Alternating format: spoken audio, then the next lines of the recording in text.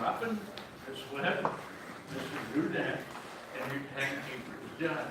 And you're ready again. So, thank you. Good morning, honorable judges, fellow FFA members, and guests. My name is Kaia, and I'm proud to represent the Ravenna FFA chapter. The title of my speech is The Birds, the Bees, and You, Why Pollinators Matter. Timekeeper, I am ready to begin. Plants, the very fabric of the tapestry of life. Trees, flowers, and grasses, they will keep us going, will keep us alive by providing food and oxygen for us. Every animal and insect relies either directly or indirectly on plants. But who helps the plants? Who makes sure that they thrive? The answer? Pollinators.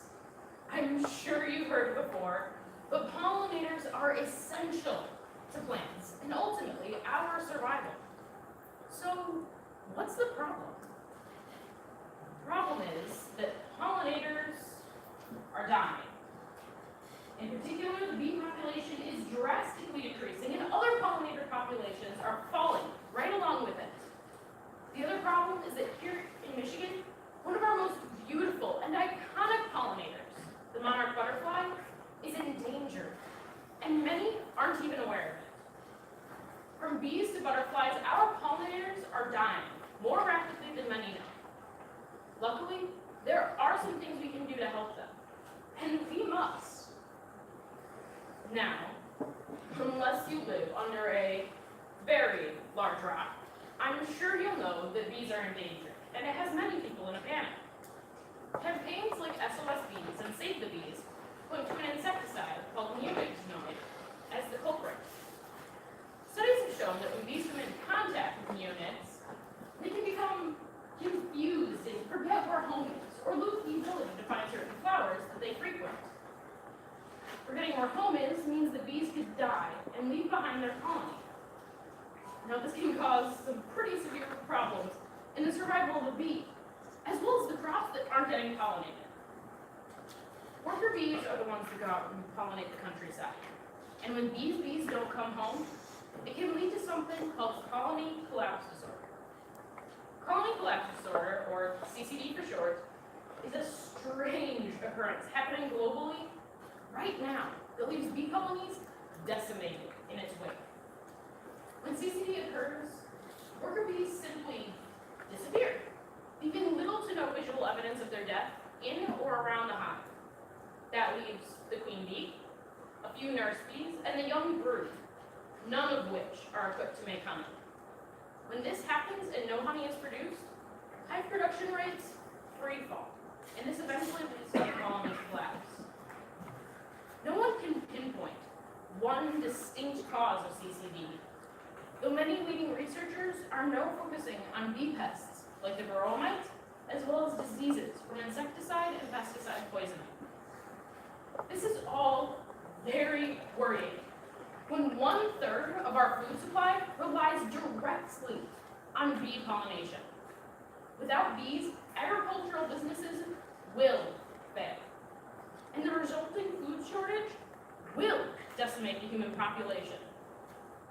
Luckily, there are some things that people have done to help. Some of the things that people have done are using neonics only when absolutely necessary, planting pollinator gardens, and donating to bee research funds.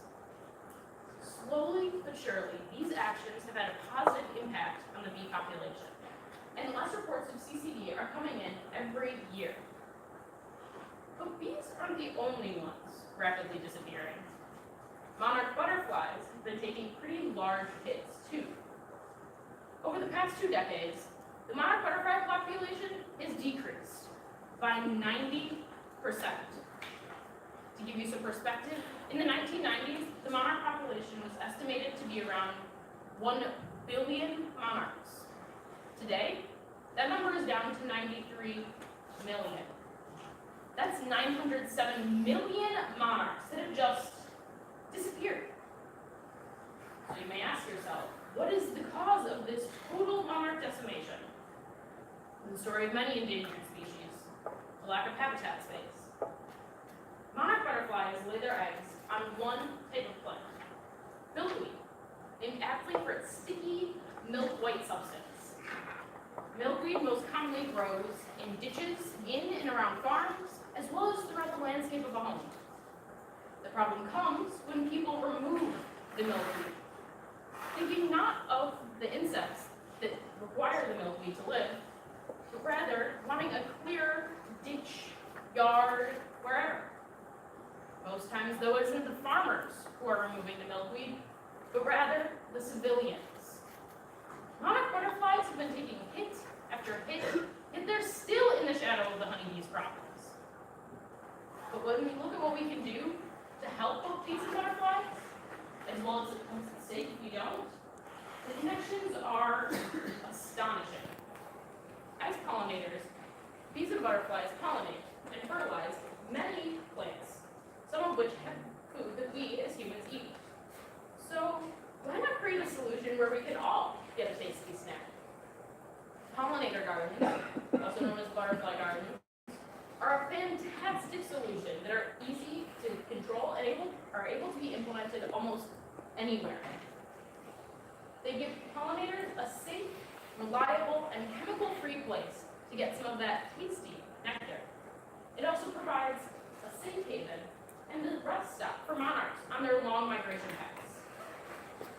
But to help the bees, we're going to need a little bit more backup. Luckily, organizations like the EPA and the NRCS have an action plan to help. The EPA is banning known toxic pesticides and insecticides, helping states create managed pollinator protection plans, and donating to bee research. The NRCS has a slightly different tactic, though. Their goal is to educate farmers on how they can reduce the damage that they do to pollinators.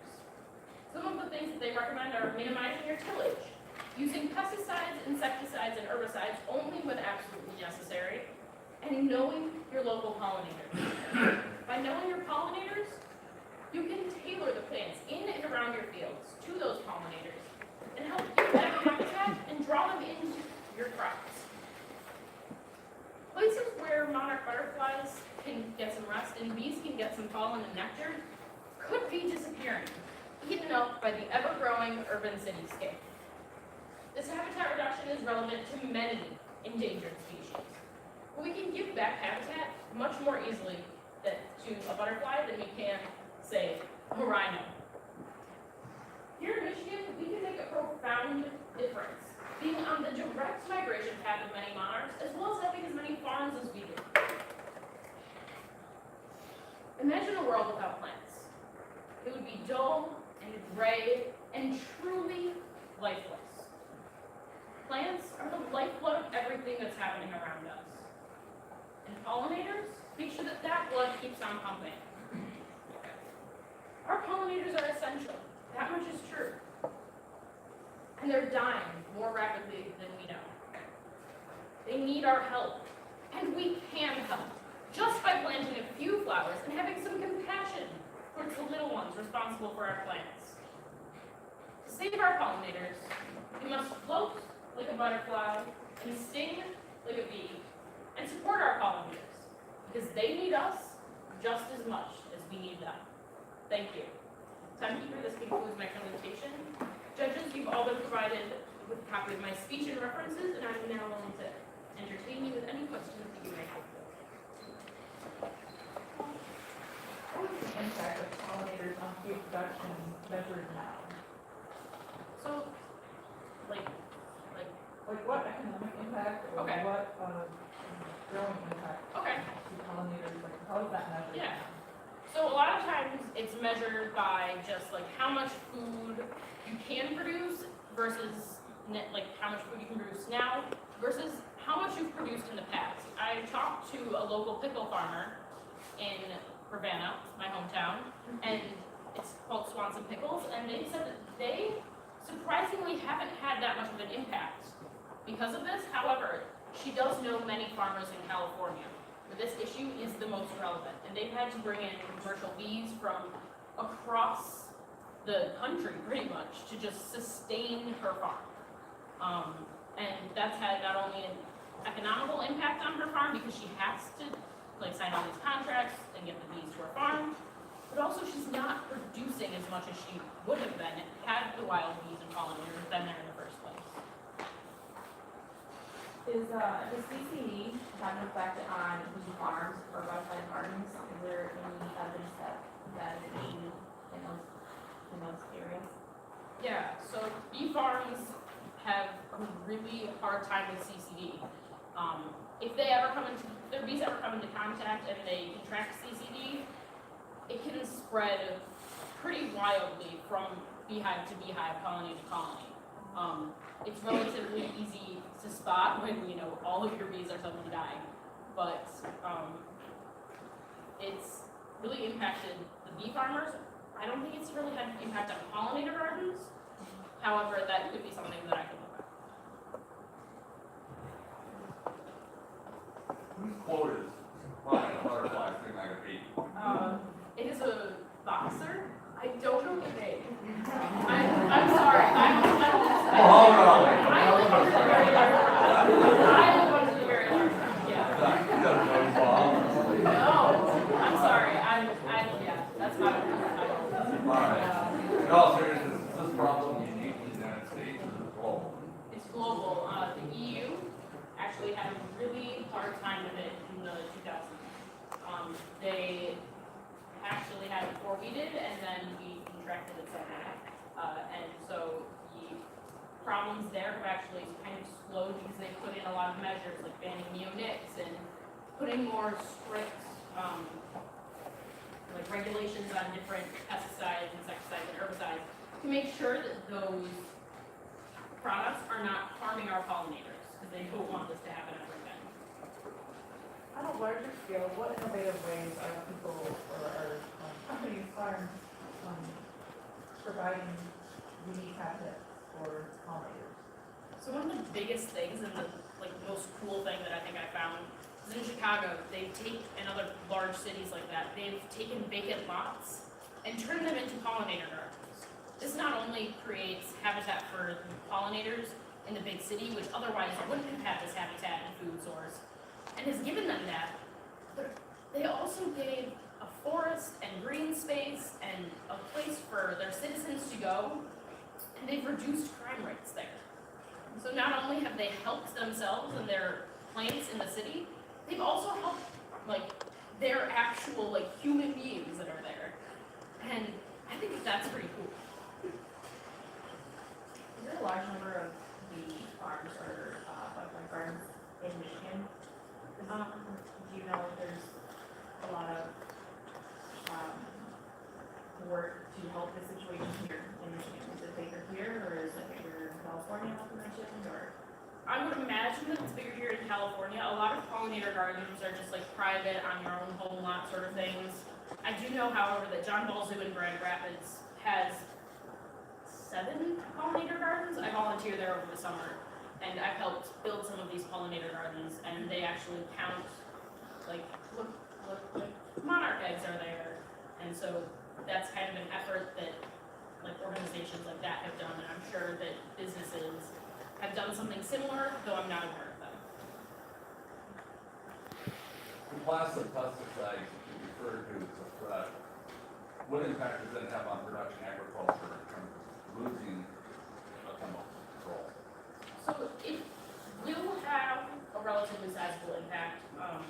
Neonics are everywhere. They're in 7 ducks.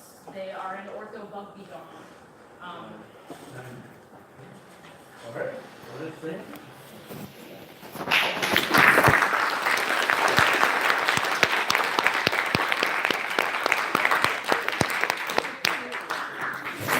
Very good.